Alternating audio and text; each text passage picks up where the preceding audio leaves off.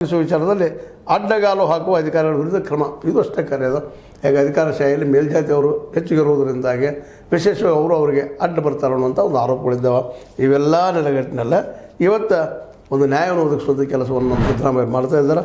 ಅದರಲ್ಲೂ ಇದಕ್ಕಾಗಿನ 11 ವಿಶೇಷ ನ್ಯಾಯಾಲಯಗಳನ್ನ ಸ್ಥಾಪಿಸಿ ಆದಷ್ಟು ಜಲ್ದಿ ರಿಸಲ್ಟ್ ಕೊಡುವಂಥದ್ದು, ಶಿಕ್ಷೆ ಆಗುವಂಥ ಕೆಲಸವನ್ನು ಮಾಡುವಂಥ ಕೆಲಸವನ್ನು ಮಾಡ್ತಾ ಇದ್ದಾರೆ.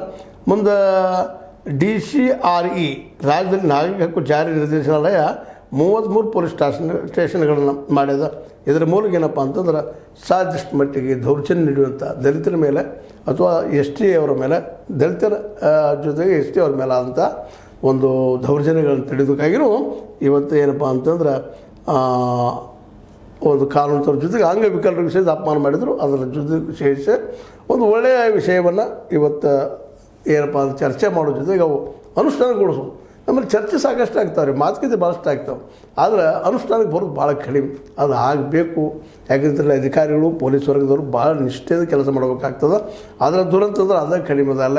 ಯಾಕಂದ್ರೆ ನಾವು ಮೇಲೆ ಹೇಳುವಂಥ ನಿಮ್ಗೆ ಗೊತ್ತಿರ್ಬೋದು, 3 ಕೊಟ್ಟರೆ ಸೊಸೆ ಕಡೆ, 6 ಕೊಟ್ಟರೆ ಅತ್ತೆ ಕಡೆ ಅನ್ನುವಂಗೆ ಅದರವ್ರು ಜಾತಿಗಳು ಪ್ರಭಾವ ಮಾಡೋದ್ರಿಂದಾಗಿ ಭಾಳಷ್ಟು ದಲಿತ ಸಮುದಾಯದ್ದು ಆಗಿರ್ಬೋದು, ST ಅವರಿಗೆ ಆಗಿರ್ಬೋದು ನ್ಯಾಯ ಸಿಗೋದು ಭಾಳ ಕಷ್ಟ ಅನ್ನೋದು ಈಗಾಗಲೇ ಎಲ್ಲರಿಗೂ ಗೊತ್ತಿರುವಂಥ ಓಪನ್ ಸೀಕ್ರೆಟ್ ಇದು. ಯಾಕಂದರೆ ಜಾತಿ ನೆಲೆಯಲ್ಲಿ ಏನೇನೋ ಕಾರಣಗಳು ತಪ್ಪಿಸ್ತಾ ಇರ್ತಾರೆ. ಅದಾಗಬಾರ್ದು ಅನ್ನೋ ಉದ್ದೇಶದಿಂದ ಮೀಟಿಂಗ್ ಕರೆದಿರೋ ಸಿದ್ದರಾಮಯ್ಯ ಹೇಳಿದ್ದಾರೆ. ಇದು ಎಷ್ಟು ಮಟ್ಟಿಗೆ ಯಶಸ್ವಿ ಆಗ್ತೈತಿ ಮತ್ತು ನಮ್ಮ SC ST